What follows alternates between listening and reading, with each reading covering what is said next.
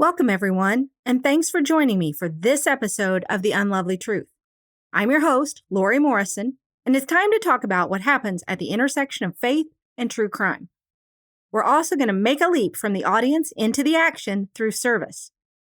Don't forget that some of our conversations may be difficult for young or sensitive listeners, but you and I are going to go ahead and dive right in.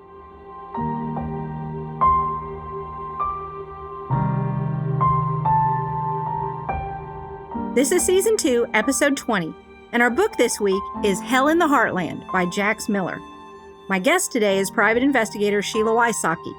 She's also a tremendous advocate for families, and especially moms, who often spend years trying to find the truth about what happened to their missing or murdered child.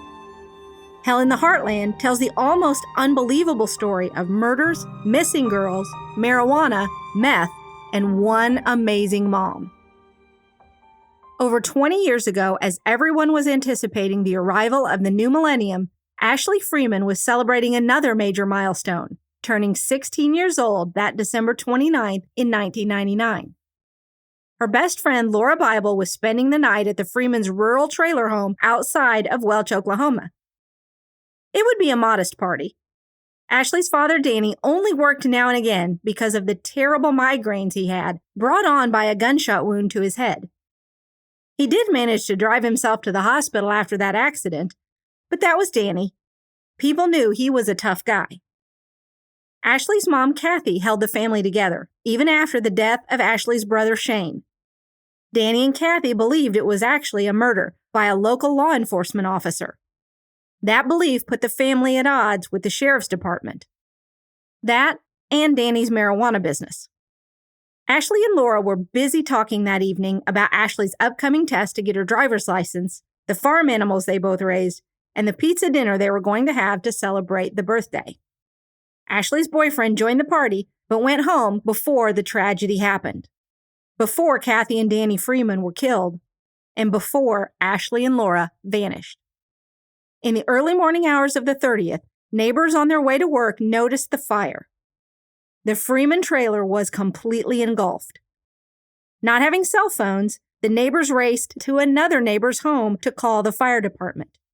It took 20 minutes for units to reach the home and well over an hour, maybe up to 3, to put out the flames of the 1,500 square foot trailer. As investigators searched the remains of the Freeman home, they found what everyone feared: a body. It appeared to be a woman's, and it was in the master bedroom. Given the tensions between the local authorities and the Freeman family, the Oklahoma State Bureau of Investigation was called in. While officials waited on them to arrive, they noticed that Laura Bible's car was parked with the others. One of the deputies knew her mother, Laureen. He drove to her workplace to give her the terrible news. She called her husband, Jay, and they raced to where the trailer used to stand. Knowing that only one body had been found, and that by its place in the home it seemed to be Kathy's, Laureen demanded to know what was being done to find Ashley and Laura. Officials tried to brush her off, but they didn't know Laureen Bible. I absolutely love the name of the nonprofit that I get to share with you this week, Mothers in Charge. This amazing organization works not only to prevent violence, but to support youth, young adults, families, and communities that have been affected by violence. They've got chapters in several different states, so if there isn't one near you, maybe you need to talk to them about starting one. I've put a link to their website in the show notes, so please check it out and see how you can support Mothers in Charge with the incredible work that they do.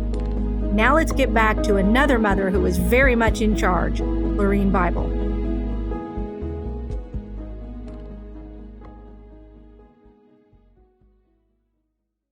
As darkness fell on that first day that Ashley and Laura were missing, the OSBI called it a day.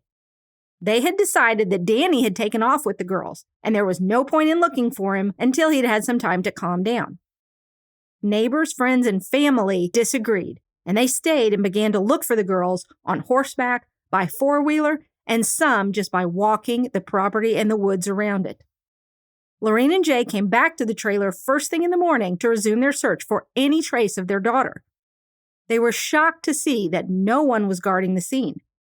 No one had even bothered to leave crime scene tape up to deter the curious.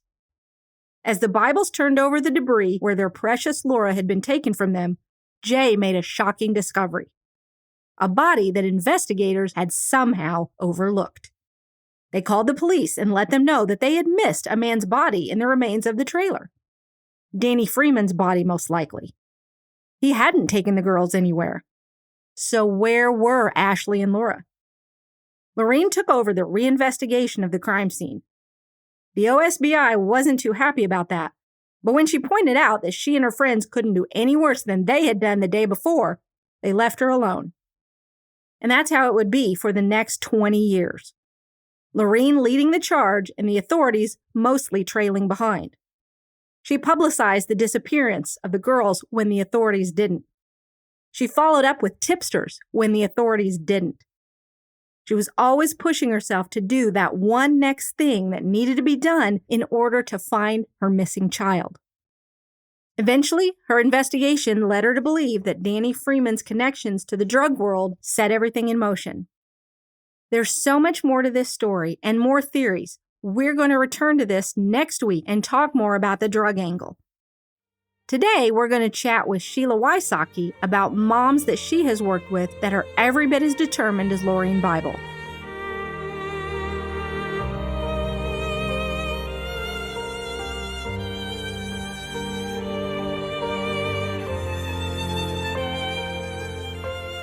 Sheila, when I read this book and the mother of one of these victims, such a strong lady, had to do so much of her own investigation. Of course, I immediately thought of you because cases you and I have worked together where this has been an issue, and I know you've done many, many more before I ever became an investigator. So I want to talk to you about Lorene Bible. Her daughter was the friend who was spending the night, and then when the family's trailer burned down, neither of the girls could be found. It's amazing to me that the author mentions in the book, just almost from the get-go, that the only reason this case hasn't been completely forgotten is because of Lorene and her just dogged determination to find her daughter. I know you've seen that before. Oh, and that's what it takes. It takes a very strong woman who will be knocked down over and over and gets back up and continues to fight. It shouldn't be that way. No, our system is not set up very well for victims' families. It's set up to shut them down and shut them up. And that's unfortunate. So, like podcasts like yours kind of shining a light saying, here's a family that needs the public's help, even today. And how many years has it been? Oh, nearly 20, I believe, or maybe more. I'll have to double check. But that's the thing. Even 20 years later, she's not going to give up on her daughter, like any mother would not give up on their daughter. Well, and this woman is just absolutely amazing. She's one of my new heroes. Immediately, she and her husband, other family members from both families, went back to the crime scene and were held back by investigators. And picture this, if you will. She stood on the edge shouting questions at the agents, asking them, did you do this? Did you do that? And as they're investigating the fire and the one dead body they found, we won't even talk about the one that they overlooked, Lorene said no one was looking for the missing girls, her daughter and the girl's friend, except the family members. Does that sound familiar? Yes, and that's a shame that police protocol, which is probably in their book, this is what you do, that they wouldn't even follow their own protocols, and that's too familiar. Over and over, mothers are definitely discounted. And in Oklahoma, it's the South, women are kind of stand over there and shut up. They're not respected like they should be. And that mother, I like when I hear police officers say, that mother's too emotional. Well, who wouldn't be if their daughter was missing and there's a fire? Exactly. And it floors me. These girls were minors. It's not like you can argue, well, they're adults, they just took off, they have the right to do that. These were girls, young girls, teenage girls. Well, let's take a step back a little bit. Not only were they minors, there was a crime scene. There was a burnt home with at least one body. Had they done their job, they would have found the second. That alone should have alerted the state police, local police, and all surrounding areas, and it should have been all over the news. It is despicable that the sheriff or whoever was in charge did not do his job. And I hope that at night that he thinks about this case. Well, not only was it not getting out to the news very quickly, unless Lorene did it, it was not even submitted to NCIC, the National Crime Database, that authorities needed to be on the lookout for these girls. The Oklahoma Bureau of Investigation agent that was in charge told her he'd done it, but he hadn't. She double checked on him, saw that he had not done it, and she did it herself. Does this also sound familiar to you? Absolutely. And shameful. I mean, that had that been his daughter, would he have done a better job? And what makes a person get up in the morning and there is a missing child, a minor, and not want to do everything you can to solve or help that family? Oh, exactly. And you and I were chatting earlier. I had mentioned that one of the early theories was, well, the girls killed the parents, set the trailer on fire, and just took off. But what evidence did they have, Lori? What evidence pointed to that? What could they put in the report that shows, which if it's not written down, it wasn't done? And I suspect the paperwork in this file is lacking. That could be a whole other episode in itself. FOIA requests that were made for documents they were told existed.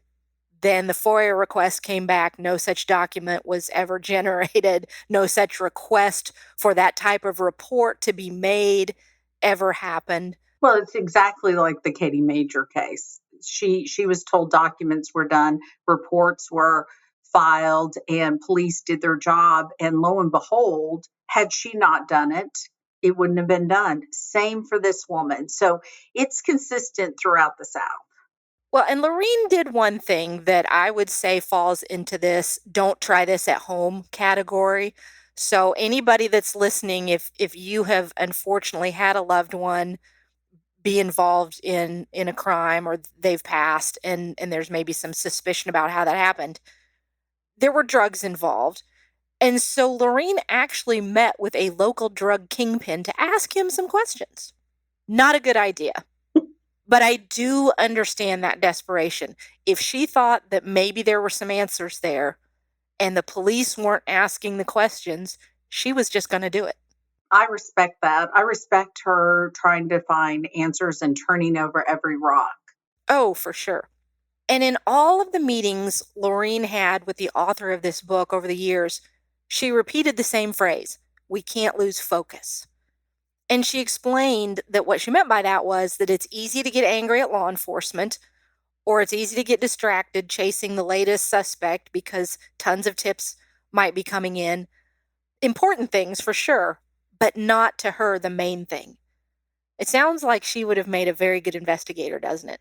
She already is an investigator. She's been doing it for years, just not with the title. That's a great point. That really is. And then in 2016, she started a Facebook page where she was trying to get the word out and even have people maybe come forward with some information. How important is it for families to take steps like that? I think social media, well, you and I both know social media has brought missing children back. We had Yes. that happen last summer. We put it out into social media, Twitter, Facebook, and Instagram. And within a week, that child was brought back. Then, right after that, another child was returned home. So, I know and you know that social media is so important in cases because it's the public. And that's what I want people to understand. It is the public coming together to get these cases resolved. How they're resolved and how it turns out is not up to us. But the truth and finding out what happened to her daughter is extremely important. I know that you've also had families that when they get the information out there, they start getting tips. Yes.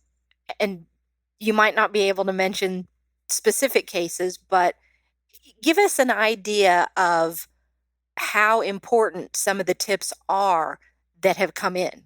Holy cow, you know the tips I've gotten. So I know you and I are probably thinking the same stuff, but we've had evidence turned over to us. We've had phone calls on where to look for evidence. We have had numerous important tips that come in. Now, we've had the crazy tips like, I see somebody in a dark closet, it just stuff like that. And they were next to a mountain on top of the, cliff doing this and that. Okay. You have to decipher. And if it's a good tip, you will be able to flush it out. But I think they all need to be looked at and listened to. And that's something that I really want people to understand if they maybe have some information. It's easy to stop and think that, well, somebody's probably already told investigators this, or I don't think this little piece of information is a big deal, so I don't need to come forward. But that's just not true, is it? No. And actually, even 7 years later, or 10 years later, or 30 years later, every little bit helps. Every little bit may fit together to bring us a clear picture of what happened. And I think it's so interesting because we had this happen not too long ago, and you've probably had it happen multiple times. But the passage of time, relationships change. And so people that may have wanted to protect someone or may have honestly just believed in their innocence, suddenly that relationship has changed and they're starting to question their allegiance to that person or the fact that they thought that was a good person and now they've seen a different side of them. So, you know, cold cases are not always easy, but there's always hope. Yes, there is always hope. And I call that pillow talk. After pillow talk is over, that's when phones start ringing. And I love ex wives, I love ex girlfriends, and I really like ex boyfriends and ex husbands because they have a lot to tell you that help cases. So even you think you've lost hope in a case, and then someone divorces, and then you get these great tips. Well, and I know I've seen people come forward that say, I don't want to get involved. And Always. I get that. I mean, nobody does. But at the same time, think about that family who has spent years wondering, looking, searching, spending every last dime they have trying to get answers. Put yourself in that person's shoes and then you decide whether you want to come forward or not. So I had an ex-employee call me on a case. I've owned more than one business, and I owned a retail location at one point. And he called and he said, I don't want to get involved, but I have information on this case. And he would not tell me what it was, and to this day has not. And it is I have no respect whatsoever for him. I see him on Facebook with his great life, and I think, ooh, there's a young lady who's dead, and you're living this great life that you have information that might help give peace to her family. I do want to be encouraging with people, but I also want to be challenging. If you know something, even if you're not sure that it means anything, you really have an obligation to come forward because, like you said, what if that were your family member? What if that were your best friend? You would be doing every single thing you could. And just think how you'd feel if you knew someone had the answers you were looking for and they were just holding on to them. Exactly. And one of the things I want to say, going back to social media and calling and giving tips, you don't have to, you can anonymously tell where things are. You can anonymously send a phone or a computer, or you can anonymously send different things. It'll go through diagnostics and we'll get the information off of it. That's true. If you have legitimate safety concerns, which I can understand because some of the cases we've been involved with, it's not your typical nice person that's killing people. So I can understand if you've got information about a person that's involved in criminal activity, you might be a little reluctant. But, like you said, send a tip anonymously, make a call anonymously. You can protect yourself, but your information might lead to other information. Exactly. And give some poor family out there seeking answers some peace. I think too that people really don't understand how common this is. There are in the United States over 266,000 unsolved cases. So think about how many families, and that's just from 2020. Now I'm sure it's a lot more, and I'm sure 2020 really added up. But there are missing people. Those are the unsolved homicides. So the ones that are designated as suicides that are actually homicide aren't added into the 266,000. Right. So those parents are up against a whole different thing. At least the people that have the designated homicide label can get in investigations. The one that questioned law enforcement saying, okay, that gun was decocked, so that gun couldn't have shot, and it's on the left side, not the right side. Those simple questions that law enforcement should answer, and then they rule it suicide. You've got to look at those kind of things. So there are so many families out there, Lori, that have this, and you turn them down, I turn them down because we're only one and two people. The public, though, is becoming more and more involved in this, and they're helping and pushing cases along. And the good people in the public that are genuinely wanting to help families are out there doing it. And they're moving cases along, and they're asking questions, and they have little groups and murder clubs throughout the country. And it is really making a difference. And that's a great point. Regular people can get involved and help. You don't have to be a PI, you don't have to be a police officer, you don't have to be a lawyer, or whatever you think you have to be to help. I always tell people there are ways to get out of the audience and into the action. And you can do it in safe ways. You can do it in ways that already fit skills and knowledge that you have. Right. And that's what's pushing cases along. I know that if you and I take a case, it's going to be pushed quite a long way. But then it stops at the DA's office. So I'm not saying anything political other than know who you're voting for, know their record, know that whether or not they prosecute cases, or are they bending to political pressure and they don't let Billy Bob's son get arrested. I have a pet peeve with DAs. And like you said, it's not political. It has nothing to do with one party over another. But I heard a DA who became kind of a talking head on TV, and there's a whole bunch of them with the proliferation of all the true crime shows out there.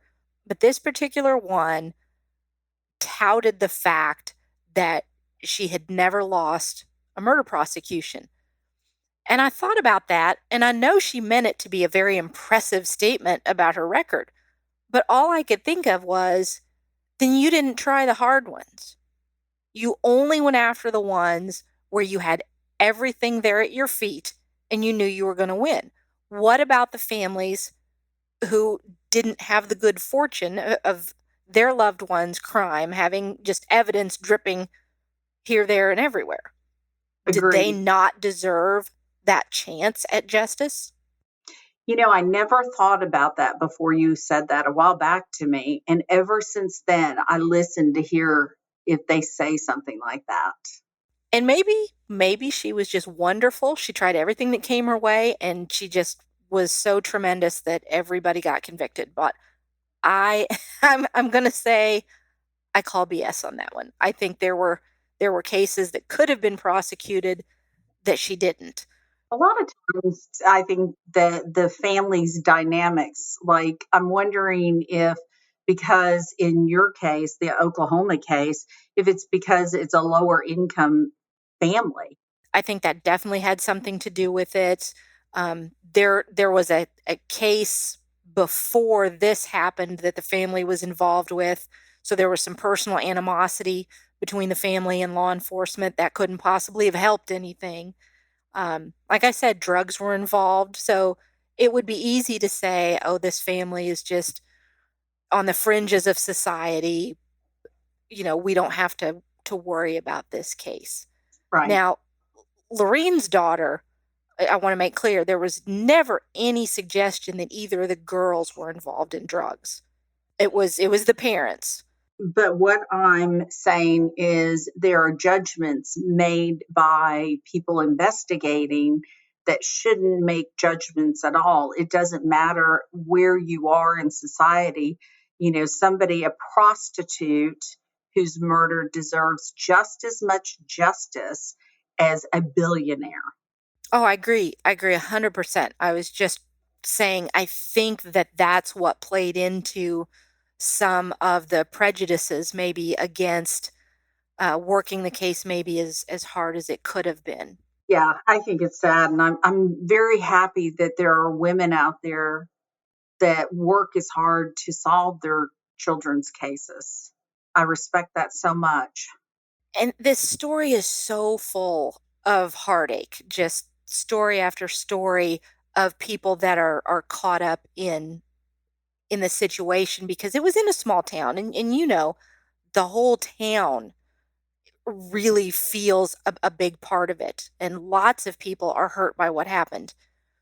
But one of the saddest quotes from the book was when Lorraine said that she had learned over the years not to get her hopes up. She still hoped, of course, to find her daughter. But as far as getting resolution, getting the help that she really needed, she knew not to get her hopes up. Is that a common reaction with the families that you work with? Hearing it just breaks my heart. But yes, it is a common reaction.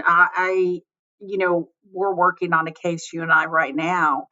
And when I started it, the biggest thing is the family said, so many people have come our way, and I don't trust anybody.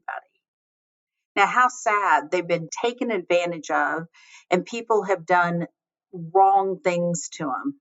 And these people are victimized over and over. And then when we get into a case, we make mistakes, but we are way upfront about what happened and how it went down. We don't try to hide anything. And, these families are basically, I think, tortured over and over because they have to relive over and over the case when they're telling it.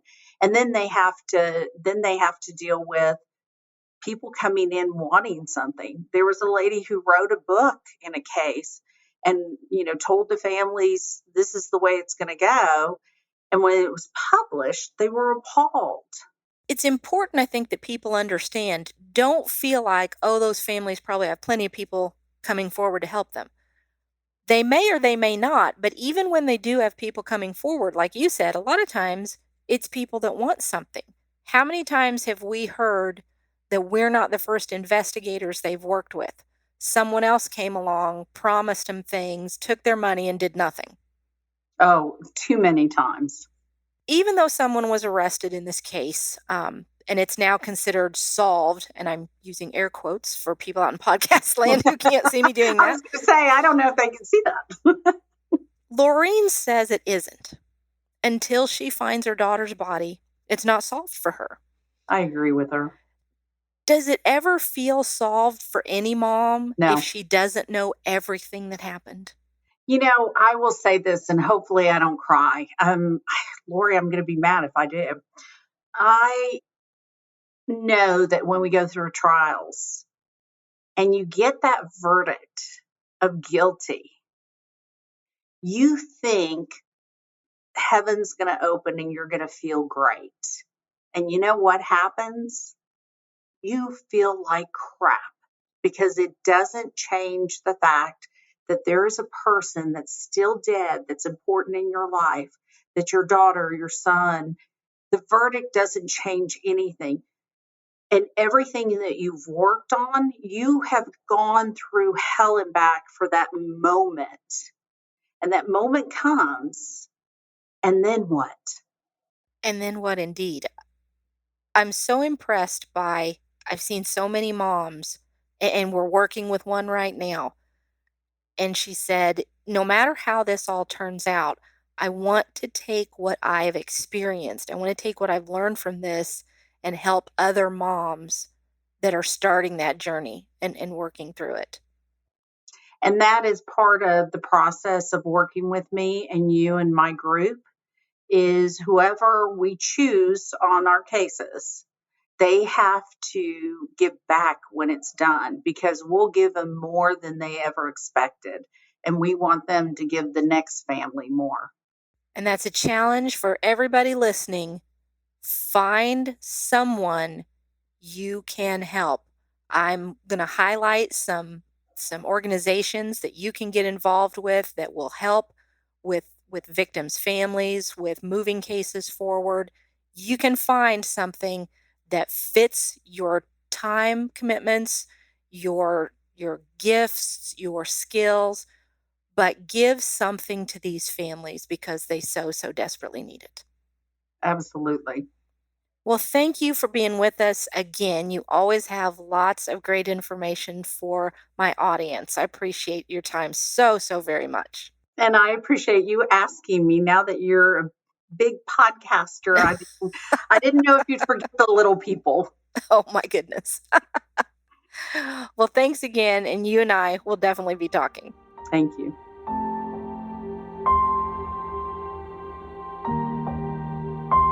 The Unlovely Truth is written and produced by me, Lori Morrison.